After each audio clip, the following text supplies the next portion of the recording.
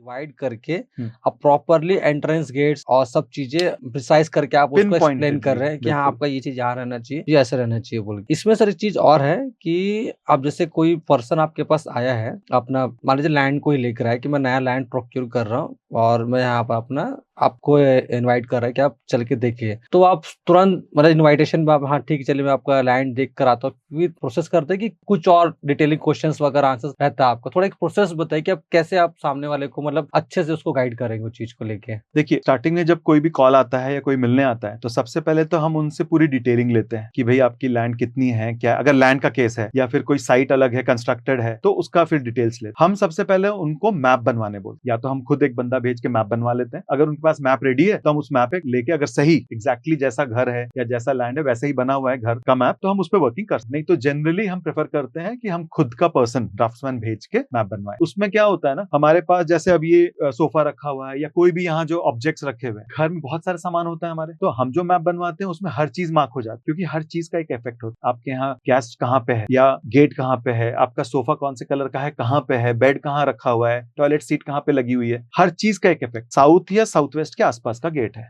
उनके नक्शे बनवाए गए, क्योंकि हम लोग नक्शे पे प्रॉपर वर्किंग होती है। नक्शे के ऊपर उस पे 16 जोन्स पूरे ड्रॉ होते हैं, पूरे मार्क होते हैं। उसके बाद 32 दरवाजे मार्क होते हैं और एग्जैक्टली पिन पॉइंटेडली पता चलता है कि कौन सा गेट है, पॉजिटिव है कि नेगेटिव है। नक्शे बनते ही पता चल गया कि साउथ साउथ वेस्ट का गेट है। अब साउथ साउथ वेस्ट हो या साउथ वेस्ट हो, वो एक ही जोन में आता है। हमने उनको कहा कि आपको वो गेट कंप्लीटली बंद करना पड़ेगा दीवार लगा के, क्योंकि ये जो 3-4 गेट्स होते हैं साउथ वेस्ट के, इनका कोई सोल्यूशन नहीं है, और है भी तो बहुत जल्दी वर्क नहीं करते या बहुत लोगों का काम नहीं आता। तो उनको प्रॉब्लम्स इतनी ज्यादा थी, उन्होंने हमारी बात मानी। उनको मैंने पॉजिटिव गेट निकाल के दिया वास्तु के हिसाब से और एस्ट्रो के हिसाब से भी, जैसे हम कहते हैं एस्ट्रो वास्तु। एस्ट्रो वास्तु के हिसाब से उनको नया गेट निकाल के दिया साउथ में ही, क्योंकि उनका फेसिंग साउथ था, तो उनको साउथ में ही S3 S4 का अच्छा गेट मिल रहा था। वो हमने उनको बोला, उन्होंने उधर गेट निकलवाया, इधर का गेट बंद किया, और 3 महीने में ही उनकी कंडीशन काफी चेंज होना चालू हो गई। और 3 महीने क्यों मैं बोल रहा हूँ, नॉर्मली तो 1 से 1.5 महीने में भी चेंजेस आने लगते, लेकिन क्योंकि फैक्ट्री काफी बड़ी थी और उनकी प्रॉब्लम भी काफी बड़ी थी, तो धीरे धीरे धीरे उनको 3 महीने में महसूस होने लगा कि चेंजेस मुझे आ रहे हैं। मीन्स कहीं ना कहीं उनके जो अनवांटेड खर्चे रहेंगे वो कंट्रोल हो गए होंगे। अनवांटेड खर्चे, मनी का फ्लो बढ़ा, मनी हम्म। रुकना चालू हुआ, वेस्टेज कम हुई। मतलब गेट से एंट्रेंस गेट से काफी ज्यादा प्रभाव पड़ता है सबसे मतलब। पहले तो देखिए, एनर्जी जैसे हम कुछ खाते हैं तो एनर्जी हमारे माउथ से जाती है, वैसे ही किसी भी साइट के लिए माउथ कौन सा है, गेट है, एंट्रेंस गेट है आपका। एंट्रेंस गेट है। तो एनर्जी अगर अच्छी आएगी तो बाकी की चीजें फिर अंदर की धीरे धीरे हम सुधार सकते हैं। सबसे पहले एंट्री सुधारना बहुत जरूरी है। साउथ वेस्ट और नॉर्थ मतलब काफी मतलब एकदम स्पेसिफिक आपने नहीं बताया है, हमें एक जेनरिक बताया है कि अगर कोई भी फ्लैट भी देख रहा हो हाँ। या घर देख रहा हो या बना रहा हो, हम्म। तो उसको ये चीज दोनों चीजें अपने ध्यान में रख के करेगा तो काफी अच्छा मतलब 90% तो सोल्यूशन मिल सकता है उसको। क्योंकि कंपास सभी के मोबाइल में है आजकल, वो सेंटर में खड़े हो जाए कंपास खोल के और उसमें ये चेक कर ले कि साउथ वेस्ट के आसपास दरवाजा ना हो, मेन एंट्रेंस, और नॉर्थ ईस्ट के आसपास में टॉयलेट ना हो। बाकी चीजें तो महावास्तु संभाल लेगा। थोड़ा सा मुझे ना अपनी सर कॉन्वर्सेशन में आपने ट्रेडिशनल और मॉडर्न वास्तु का बहुत जिक्र किया है, तो ट्रेडिशनल वास्तु क्या मतलब कैसे डिफाइन करेंगे ट्रेडिशनल वास्तु को आप, और मॉडर्न वास्तु कैसे डिफाइन करेंगे? जैसे मैं तो दोनों ही कर रहा हूँ, मतलब स्टार्टिंग से वही ट्रेडिशनल वास्तु से स्टार्ट किया। जो वास्तु में जो चीजें ऑलरेडी चली आ रही थी, जो बेसिक, एक कि नॉर्थ ईस्ट में पूजा मंदिर होना चाहिए, साउथ ईस्ट में रसोई होनी चाहिए, साउथ वेस्ट में मालिक का कमरा बना दो, ओनर का, एंड नॉर्थ वेस्ट में बिटिया का या फिर मेहमान का कमरा बना दो। इतना ही वास्तु था, ये ट्रेडिशनल वास्तु था। इसमें थोड़े बहुत पॉइंट्स और थे कि सीढ़ियों की संख्या ऑड होनी चाहिए, है ना, इस तरह से कुछ पॉइंट्स और थे। लेकिन ट्रेडिशनल वास्तु मैंने जब तक किया, मैंने किसी को ये नहीं देखा कि एग्जैक्ट पोजीशन कहां होनी चाहिए एंट्रेंस की। पॉजिटिव एंट्रेंस, वो बोलते थे ईस्ट में एंट्रेंस बना लो, नॉर्थ में एंट्रेंस बना लो, हम भी करते थे, मैं किसी को क्रिटिसाइज नहीं कर रहा हूं आज भी। लेकिन अब मैं उससे ऊपर कैसे बढ़ा, आगे कैसे बढ़ा, ये मॉडर्न वास्तु में मुझे पता चला कि जब हम एग्जैक्ट 0 डिग्री पे काम करते हैं और जो पॉजिटिव गेट्स हैं वो कहां पे हैं, कौन से डिग्रीज में है, तो हम एग्जैक्ट वो गेट्स निकाल पाते हैं। हम सामने वाले को पिन पॉइंटेडली मार्क करके दे सकते हैं कि ये गेट पॉजिटिव है, ये नहीं खोलने हैं, ये वाले पॉजिटिव वाले खोलने हैं। तो ये पिन पॉइंटेड हो गया ना। तो वास्तु वही है, हम वास्तु को नहीं नकार रहे, लेकिन वास्तु के ऊपर हम प्रिसाइज वर्किंग कर रहे हैं। अपग्रेड कर दिया आपने, अपग्रेड कर और दिया, पॉजिटिव वे में आप जा रहे हैं और डीपली जा रहे हैं आप बिल्कुल उसमें। बिल्कुल। जैसे इसमें सही काम कुछ कैसे करना है वास्तु में, वो मॉडर्न वास्तु से पता चल रहा है, ओके, हाँ या नहीं आप महावास्तु से बिल्कुल पता सही चल कहा रहा आपने कि सिर्फ नॉर्थ ईस्ट वेस्ट साउथ के जगह आप जो है पूरे उसको डिवाइड करके अब प्रॉपरली एंट्रेंस गेट्स और सब चीजें प्रिसाइज करके आप उसको एक्सप्लेन कर रहे हैं कि हाँ बिल्कुल। आपका ये चीज यहाँ रहना चाहिए, ये ऐसे रहना चाहिए बोल के। इसमें सर एक चीज और है कि अब जैसे कोई पर्सन आपके पास आया है, जी। अपना मान लीजिए लैंड को ही लेकर आया कि मैं नया लैंड प्रोक्योर कर रहा हूँ और मैं यहाँ पर अपना आपको इनवाइट कर रहा है कि आप चल के देखिए, तो आप तुरंत मतलब इनविटेशन में आप हाँ ठीक है चलिए मैं आपका लैंड देख कर आता हूँ, फिर प्रोसेस करते हैं कि कुछ और डिटेलिंग क्वेश्चंस वगैरह आंसर्स रहता है आपका? थोड़ा एक प्रोसेस बताइए कि आप कैसे आप सामने वाले को मतलब अच्छे से उसको गाइड करेंगे उस चीज को लेके। देखिए, स्टार्टिंग में जब कोई भी कॉल आता है या कोई मिलने आता है तो सबसे पहले तो हम उनसे पूरी डिटेलिंग लेते हैं कि भाई आपकी लैंड कितनी है, क्या अगर लैंड का केस है या फिर कोई साइट अलग है, कंस्ट्रक्टेड है, तो उसका फिर डिटेल्स लेते हैं। हम सबसे पहले उनको मैप बनवाने बोलते हैं, या तो हम खुद एक बंदा भेज के मैप बनवा लेते हैं। अगर उनके पास मैप रेडी है तो हम उस मैप पे लेके, अगर सही एग्जैक्टली जैसा घर है या जैसा लैंड है वैसा ही बना हुआ है घर का मैप, तो हम उस पर वर्किंग कर सकते हैं। नहीं तो जनरली हम प्रेफर करते हैं कि हम खुद का पर्सन ड्राफ्ट्समैन भेज के मैप बनवाएं। उसमें क्या होता है ना, हमारे पास जैसे अब ये सोफा रखा हुआ है या कोई भी यहाँ जो ऑब्जेक्ट्स रखे हुए हैं, घर में बहुत सारे सामान होता है हमारे, तो हम जो मैप बनवाते हैं उसमें हर चीज मार्क हो जाती है, क्योंकि हर चीज का एक इफेक्ट होता है। आपके यहाँ गैस कहाँ पे है या गेट कहाँ पे है, आपका सोफा कौन से कलर का है, कहाँ पे है, बेड कहाँ रखा हुआ है, टॉयलेट सीट कहाँ पे लगी हुई है, हर चीज का एक इफेक्ट है। तो जब वो मैप हमारे हिसाब से बन के आएगा तो हमारे लिए और अच्छा हो जाता है काम करना, और क्लाइंट के लिए वो बेनिफिशियल हो जाता है। और अगर लैंड का केस है तो लैंड के केस में हम सबसे पहले लैंड की एनर्जी चेक करते हैं। अगर वो लैंड की एनर्जी अच्छी है, हम साइट पे जाके भी चेक कर सकते हैं, और मान लीजिए बहुत दूर है, एक्सेस नहीं है, तो ऐसी भी चीजें हैं, विद्याएं हैं कि हम दूर से भी उसको चेक कर सकते हैं कि उसकी एनर्जी कैसी है। ये हमको हमारे गुरु ने दिया है। तो लैंड की एनर्जी चेक करते हैं, लैंड की एनर्जी अगर अच्छी है, उसके अलावा हम उसकी पत्री के हिसाब से जमीन की फेसिंग, पत्री इन द सेंस कुंडली, कुंडली, उसके एस्ट्रो चार्ट के हिसाब से, एस्ट्रोलॉजी के हिसाब से जमीन की फेसिंग उसके लिए फिजिबल है कि नहीं, क्योंकि जमीन या तो नॉर्थ फेसिंग होगी या ईस्ट या वेस्ट या साउथ, है ना। तो उसको उसके एस्ट्रो चार्ट में, यानी कि उसकी कुंडली में कौन सी फेसिंग सबसे ज्यादा फ्रूटफुल है, या कौन कौन सी फेसिंग फ्रूटफुल है उसके लिए, और कौन सी नहीं लेनी चाहिए, ये उसकी पत्री से हम पहले देख लेते हैं। उसके बाद हम उसको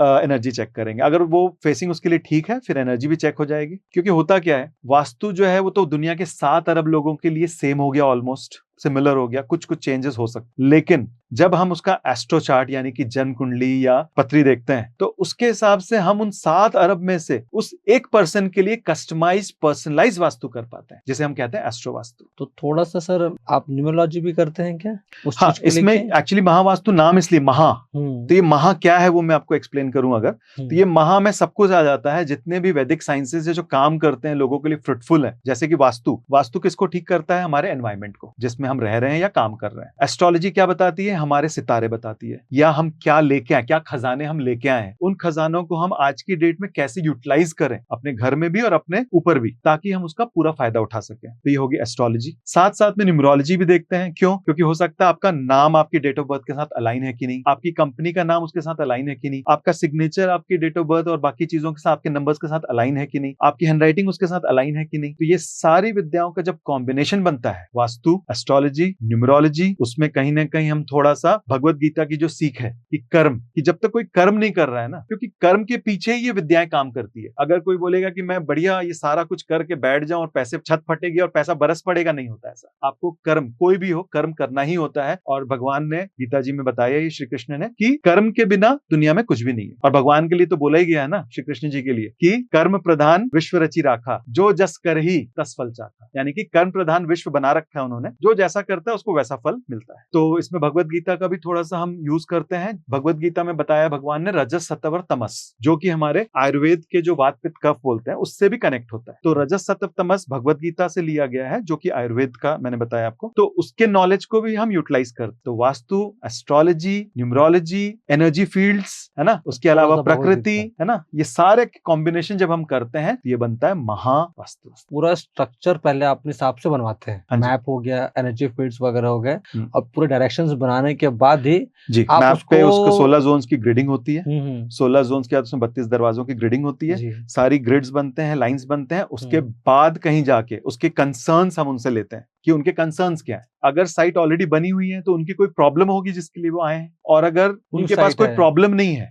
तो कई बार लोग अपनी डिजायर लेके आते। भाई वो भी तो एक कंसर्न है ना, कि मैं इतना हूं, यहां तक हूं, मुझे और ग्रो करना है। अगर कोई न्यू लैंड प्रोक्योर कर रहे हैं, पूरा न्यू है, फर्स्ट टाइम वो कोई भी बिल्डिंग का काम कर रहे हैं, तो उस कंडीशन में आप उसको क्या एडवाइस देना चाहेंगे कि मतलब कैसे वो बनाए, क्या चीज करे ऐसा बोल न्यू के लिए? बिल्कुल, जो सर्विसेज हम यहाँ देते हैं ठीक करने के लिए, करेक्शन के लिए, न्यू में हम पूरा फ्रेश स्टार्ट करते हैं। पहले लैंड की एनर्जी, उसकी डायरेक्शन देख लेते हैं, उसके एस्ट्रो चार्ट के हिसाब से और न्यूमरोलॉजी के हिसाब से उसका वास्तु तय होता है। क्योंकि एस्ट्रो चार्ट बताता है कौन से दरवाजे अच्छे रहेंगे उसके लिए, कहाँ पे सोना अच्छा रहेगा उसके लिए। क्योंकि वास्तु में तो एक कुछ स्पेसिफिक डायरेक्शन से कि ये अच्छे हैं, लेकिन हम क्या करते हैं वास्तु में भी देखते हैं और एस्ट्रो में भी देखते हैं डायरेक्शन से कि ये अच्छे हैं, लेकिन हम क्या करते हैं वास्तु में भी देखते हैं और एस्ट्रो में भी देखते हैं, यानी कि उसकी पत्री में भी, जन कुंडली में भी देखते हैं कि उसके लिए वास्तु की दृष्टि से और एस्ट्रोलॉजी की दृष्टि से, दोनों की दृष्टि से कौन सी दिशाएं अच्छी है। तो वो डबल इफेक्ट आता है। तो उनका सोने की जगह, उनकी वर्किंग की जगह, उनके मेन गेट, उनका फ्रंट, ये सारा कुछ उनकी पत्री से डिसाइड होता है। उस हिसाब से उनका नक्शा तय होता है। फिर नक्शा तय करके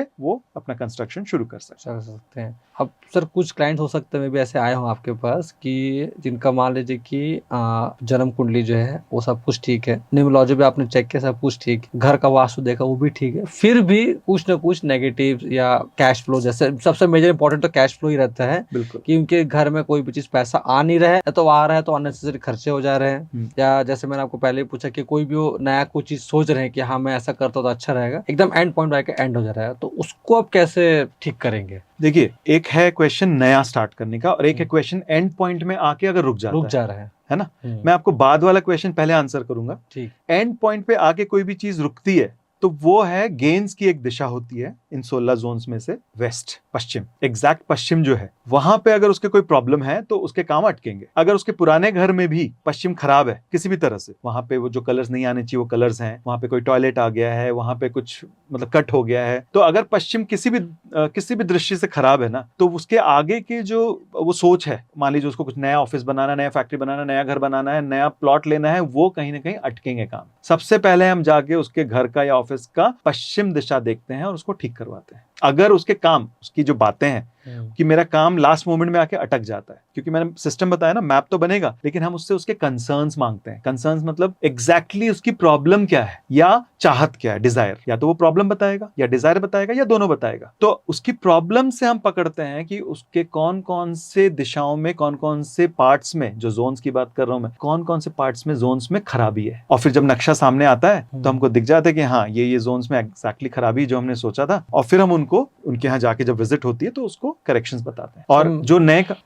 बताएं सर, जो नए का आप पूछ रहे हैं, तो नए का तो मैंने आपको बताया कि सारा का सारा वर्किंग होती है स्टार्टिंग से, एनर्जी से लेकर, एनर्जी चेक होने से मैप बनने तक का पूरी एक वर्किंग होती है, उसके बाद ही वो कंस्ट्रक्शन शुरू करेगा। खैर न्यू का तो मुझे क्लैरिटी आ गया है, बट बेसिकली मेरा ये था कि आप अगर मुझे ऑलरेडी मेरा सब कुछ बना है, घर वगैरह भी है, आपने वो भी क्लैरिटी मुझे दे दिया कि अगर मेरा सब कुछ बना है तो आप वेस्ट जोन पे देखिए, जो कि आपका गेंस, वो मैंने आपको एक एग्जांपल दिया एग्जांपल के लिए कि अगर वेस्ट जोन जो है गेंस का जगह अगर क्लाइंट ये कह रहा है कि मेरा सारा काम होते होते होते लास्ट में अटक जाता है, तो उसका वेस्ट आपको खराब मिलेगा ही। और भी जोन्स में गड़बड़ मिल सकती है, वो उसके शब्दों पे, बट वो कंसर्न्स के ऊपर डिपेंड करता है, कंसर्न्स पे डिपेंड करता है उसका क्या कंसर्न कर रहा है और क्या काम उसका बिगड़ जा रहा है, उसके अकॉर्डिंगली जो है वो दिशाओं में आप उसको मैनेज करते हो। उसके ऊपर आपको ये चीज पूछना चाहूंगा कि मैं बहुत सारे ट्रैवल करते समय ना बहुत सारे बिल्डिंग्स, कमर्शियल्स देखता हूँ, जो कई बार तो ऐसे कोई बिल्डिंग्स मैंने ऐसे देखे हैं जो मतलब 10 कम से कम मंजिल उन्होंने तान दिया है, बट उसके ऊपर कंस्ट्रक्शन बंद हो गया उनका। कुछ कमर्शियल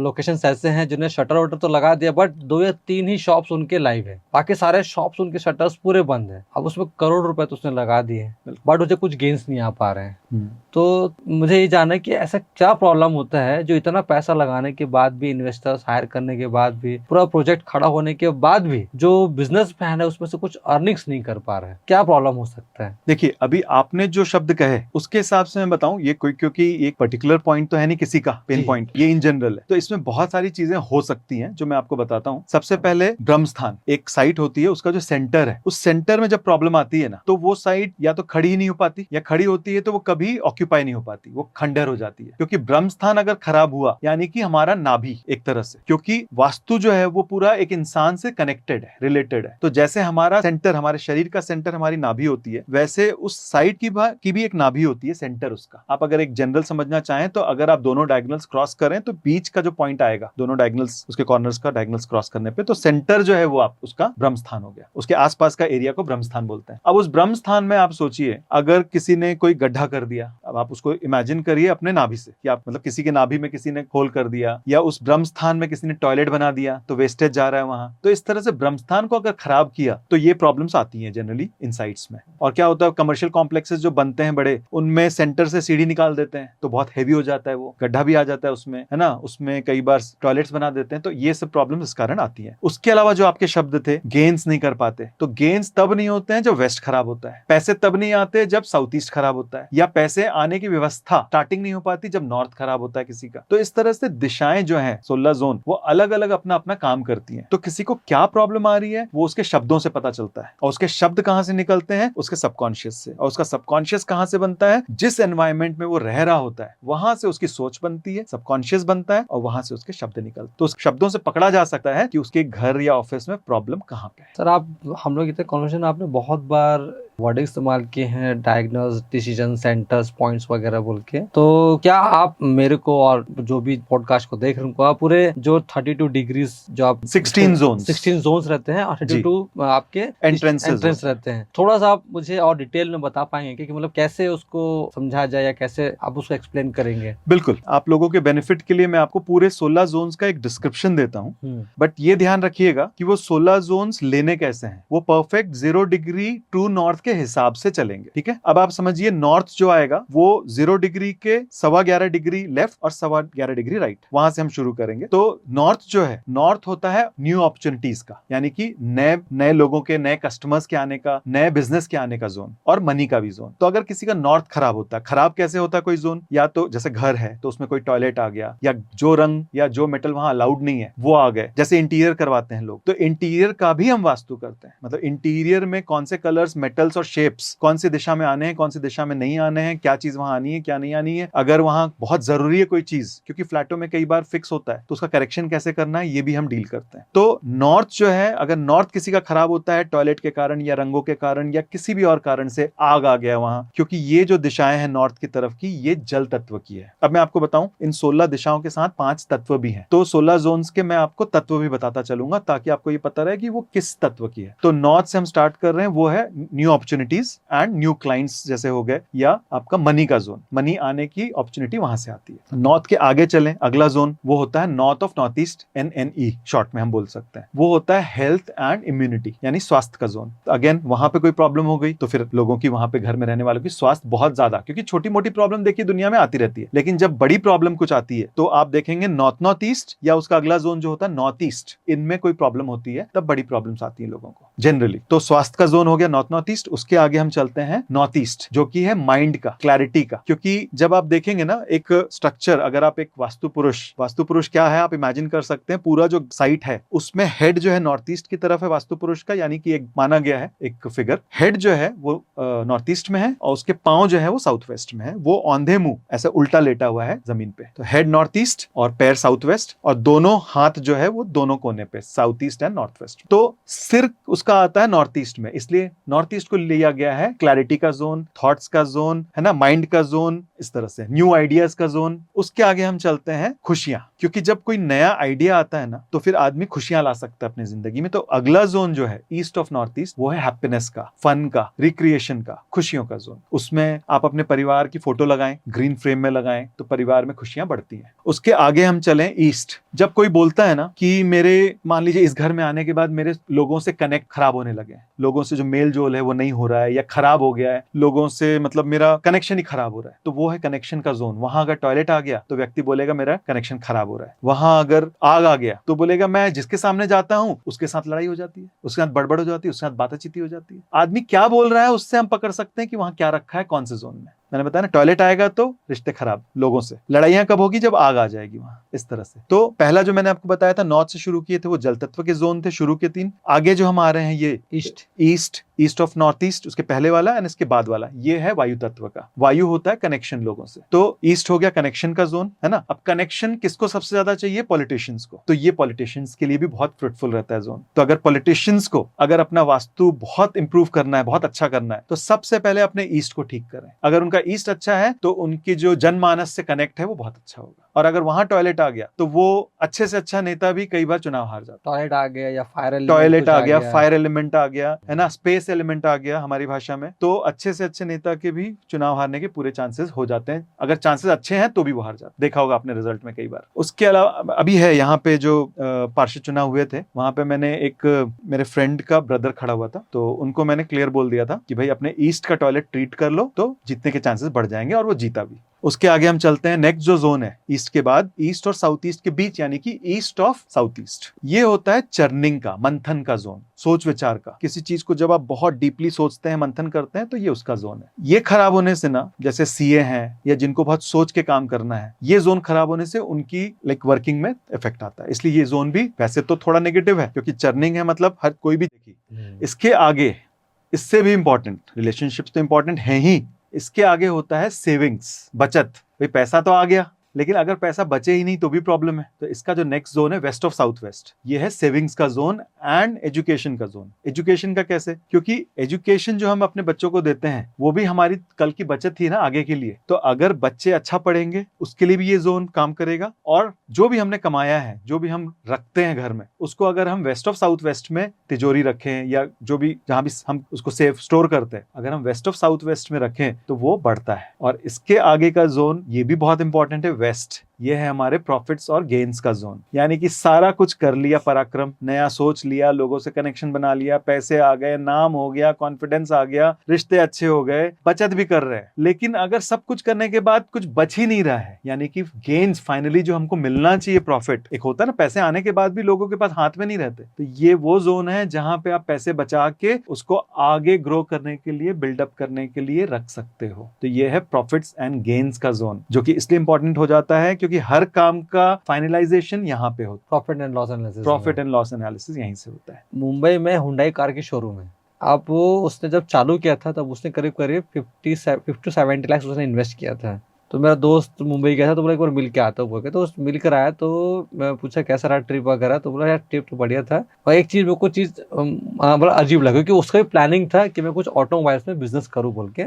तो बोला फिर तू क्या सोचा है ऐसा बोल के, तो बोला भाई मैं नहीं करूँगा ऑटोमोबाइल्स। बोला क्यों नहीं करेगा बोल के, तो बोलता भाई मैं मुंबई गया था तो अपने दोस्त से मिल कर आया, उसने कहा कि भाई मैं पैसा तो लगा लिया हूँ बोल के, मगर आज मेरे जेब में 1 रुपया नहीं है बोल के। बोला आज अगर मैंने इस बिजनेस को बंद कर दिया या छोड़ दिया तो मैं पूरा 50 लाख कर्जे में चला जाऊंगा बोल के। तो बोला वैसा क्यों बोल के, बोले पूरे पैसा जो मैंने लगाया था वो मैंने लोन लेके लगाया था, आज ये जो भी चीजें चल रही सब रोटेशन में है बोल के। मैं सीसी लिमिट लेके रखा हुआ है, सीसी लिमिट से पैसा आ रहा है, सब मैं चला रहा हूँ, चल रहा है तो चल रहा है बोल के। जो मेरे पैसे आ रहे हैं लग रहे, पैसे आ रहे लग रहे, बोले मेरे जेब में 1 रुपया नहीं आज रेट में कि मैं बिजनेस को बंद करके कुछ और नया चालू कर सकूं बोल के। तो आपको जो लास्ट टॉपिक है प्रॉफिट एंड लॉस एनालिसिस वाला, वो यहाँ पे एकदम फिट बैठता है कि इतना पैसा लगाने के बाद भी एंड ऑफ द डे में उसके पास देखा जाए तो कुछ नहीं, मतलब उसने सब चीज कर लिया है। आज उसने आइडिया लगा लिया, उसने रिलेशनशिप बिल्ड कर लिया, उसने पैसा कमा लिया, उसने बिजनेस सेटअप कर लिया, उसका पर्सनल लाइफ भी बहुत अच्छा चल रहा है, मगर एंड में देख रहा है तो उसके बुक्स में और उसके जेब में जो है वही जीरो में बैठा हुआ है बोल के।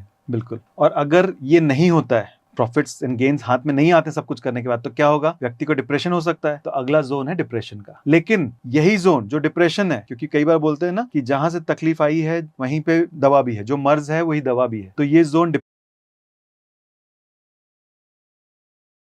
डिप्रेशन का तो है ही है, साथ ही साथ डिटॉक्सिफिकेशन का भी है। तो अगर कोई व्यक्ति यहाँ थोड़ी देर के लिए बैठता है तो वो रिफ्रेश होगा, डिटॉक्सिफाई होगा, 2 in 1। हाँ, लेकिन अगर ज्यादा टाइम वो बैठता है, सोता है, तो वो डिप्रेशन में आ सकता है। इसलिए अगर आपके आसपास कोई भी डिप्रेशन में हो या लो मूड्स में रहता हो, डिप्रेशन जरूरी नहीं है कि, क्योंकि भारत में क्या ना, डिप्रेशन को कोई समझता नहीं है जनरली, जो आज तक होता था। फॉरेन वाले बहुत ज्यादा सीरियसली लेते हैं उसको, क्योंकि होता ऐसा है कि डिप्रेशन है भी ना तो व्यक्ति किसी को बताता नहीं या खुल के सामने नहीं आता। अब धीरे धीरे लोग आने लगे हैं। तो अगर आपके आसपास कोई भी दिखता है आपको कि थोड़े लो मूड्स में रहता है रेगुलरली, या उसको कोई डिप्रेशन है किसी चीज का, तो आप ट्राई करके देखिए कि वो कहीं वेस्ट और नॉर्थ वेस्ट के बीच में, वेस्ट ऑफ नॉर्थ वेस्ट जो आता है, कहीं वहां तो बैठ नहीं रहा है रेगुलर, या सो नहीं रहा है, या वहां पढ़ तो नहीं रहा है, वहां अपना काम तो नहीं कर रहा है रेगुलर बैठ के, या वहां उसका दरवाजा तो नहीं है कहीं, क्योंकि अगर वहां दरवाजा है तो डिप्रेशन के जोन से क्या आएगी? एनर्जी डिप्रेशन की। तो ये प्रॉब्लम्स होती हैं डिप्रेशन के जोन में अगर इस तरह की चीजें रहेंगी। तो डिप्रेशन का है लॉन्ग टाइम के लिए, और शॉर्ट टाइम 10-15 मिनट बैठना, इसलिए वहां वहां पे टॉयलेट भी बना सकते हैं कि व्यक्ति थोड़ी देर के लिए अगर वहां जाता है, बैठता है, तो वो डिटॉक्सिफाई होगा रोज। तो इस तरह से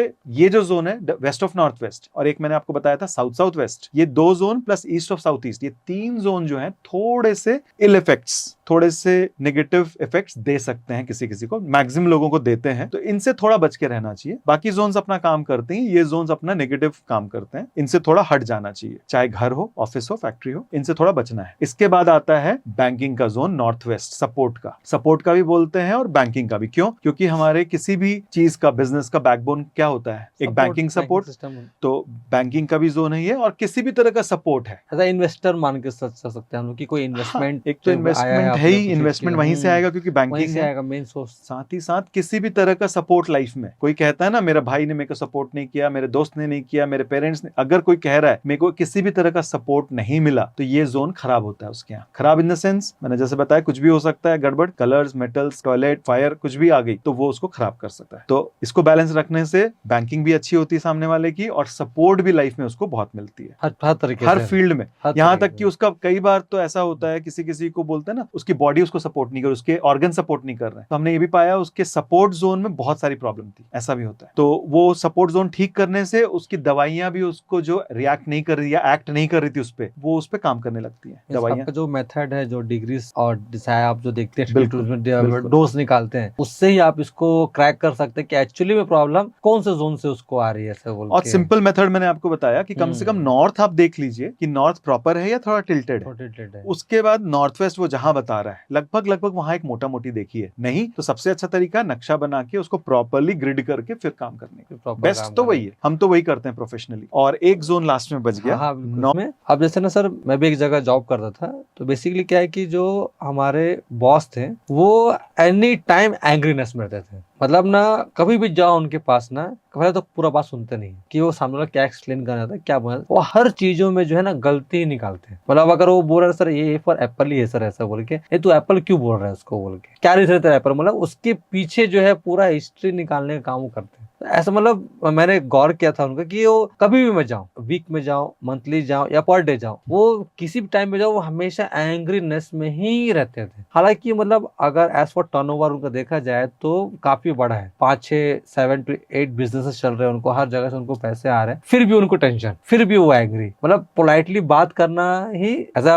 ओपनली अगर आप देखेंगे ना तो माइक पे तो काफी अच्छा बात करते हैं, बट इन पर्सन जो है एंग्रीनेस ही रहता है। देखिए जितना आपने बोला, मैं अभी इसको पूरे के पूरे को मैं अभी लाइव इसको वास्तु में कन्वर्ट करके आपको दिखा देता हूँ। बिल्कुल। मैंने आपको तत्वों के बारे में बताना शुरू किया था। जी हाँ। तो नॉर्थ की तरफ जैसे मैंने आपको जल तत्व बताया, ईस्ट की तरफ मैंने आपको वायु तत्व बताया, साउथ ईस्ट की तरफ मैंने आपको बताया अग्नि, बाकी के 2 तत्व भी रह गए वो बता देता हूँ। साउथ वेस्ट की तरफ है पृथ्वी और वेस्ट की तरफ है आकाश। ये 5 तत्वों की बात हो गई। अब जो आप गुस्से की बात कर रहे हैं, अगर हम इन 5 तत्वों में उसको परिणित करें, कन्वर्ट करें, तो आपके हिसाब से, मैं तो बताऊंगा ही, आपके हिसाब से कौन सा तत्व होना चाहिए? गुस्सा, फायर होना चाहिए। और फायर किस चीज का है? साउथ ईस्ट की दिशा है। किस चीज की दिशा है? अगर आपको याद हो, नहीं तो मैं बताता हूँ। बिल्कुल सर, आप बताइए ना, इतना जल्दी।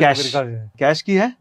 अब देखिए वो व्यक्ति गुस्सा भी बहुत कर रहा है, वो कहीं ना कहीं साउथ ईस्ट के आसपास सो रहा होगा, या उसका केबिन वहीं होगा, या साउथ ईस्ट से वो कनेक्टेड होगा। इस कारण उसको कैश भी बहुत आ रहा है। आपने कहा अभी गुस्सा तो करता है लेकिन पैसा भी बहुत आता है, कई बिजनेसेस चल रहे हैं। इसका मतलब साउथ ईस्ट उसका अच्छा है, लेकिन थोड़ा बहुत गड़बड़ हो सकता है, या वो वहां सो रहा होगा, इस कारण उसको गुस्सा बहुत है, लेकिन पैसे उसको पूरे आ रहे हैं, अच्छे आ रहे हैं। तो हुआ, आपने मेरे को सिर्फ इतना बताया कि वो गुस्सा करता है लेकिन पैसे अच्छे आते हैं। अच्छा, लोगों के सामने वो बहुत अच्छा बोलता है। तो साउथ ईस्ट के ठीक आगे एक एनर्जी फील्ड है जो लोगों के सामने बहुत अच्छा शो अपने आप को, लोगों के सामने जैसा रहना चाहिए वैसा रहता है, अंदर हो सकता है थोड़ा अलग हो, लेकिन लोगों के सामने वो परफेक्ट रहता है। तो वो एनर्जी फील्ड भी आ रही है साउथ ईस्ट में, साउथ ईस्ट में।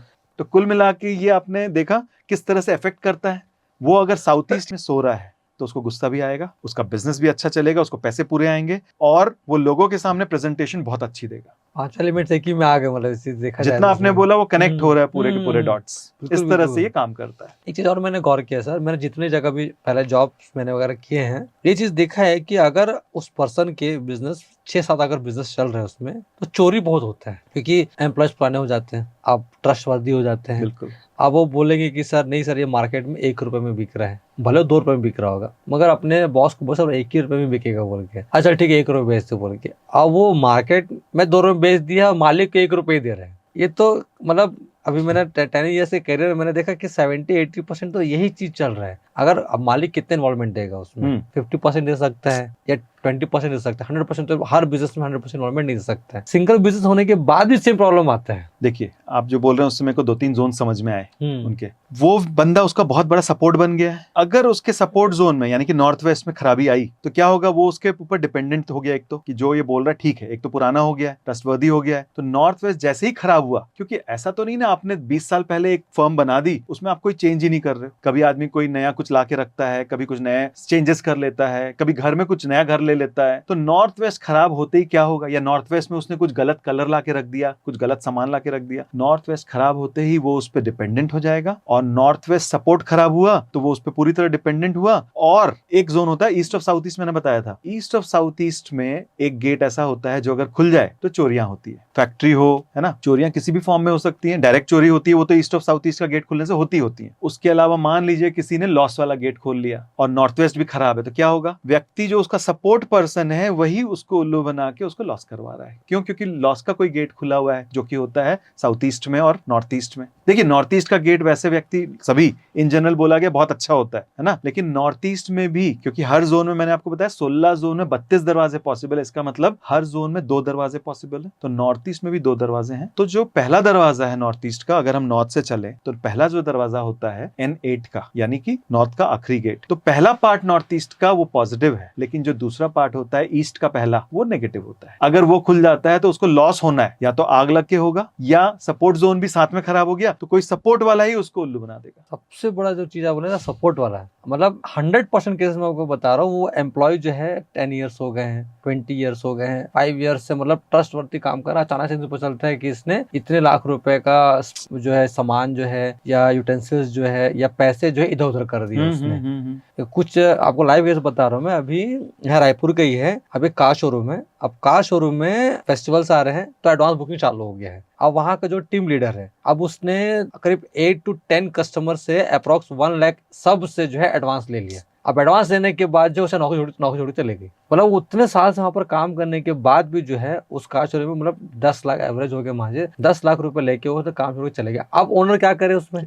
अब इन 2-3 एग्जाम्पल से जैसे अभी हमने देखा, देखिए लाइव एग्जाम्पल्स वैसे नहीं है, आपने सिर्फ मेरे को सिम्टम्स बताए हैं, लेकिन मैंने आपको सिम्टम्स के हिसाब से ये बताया ना कि उनके यहाँ पे ये प्रॉब्लम हो सकती है। और जब ये व्यक्ति अगर आते हैं तो फाइनली मैप देख के हमको वहां प्रॉब्लम्स मिलती हैं। जैसे मैंने आपको नॉर्थ वेस्ट बताया, साउथ ईस्ट बताया, ईस्ट ऑफ साउथ ईस्ट बताया, प्रॉब्लम्स तो वहां मिलेंगी मिलेंगी। उसके अलावा और भी क्या प्रॉब्लम्स है वो भी हम देखते हैं, को रेक्टिफाई करते हैं फिर। नहीं बेटर, क्योंकि सबसे बड़ा जो बिजनेस जो लॉस में जाता है, जब हम लोग ट्रेनिंग्स वगैरह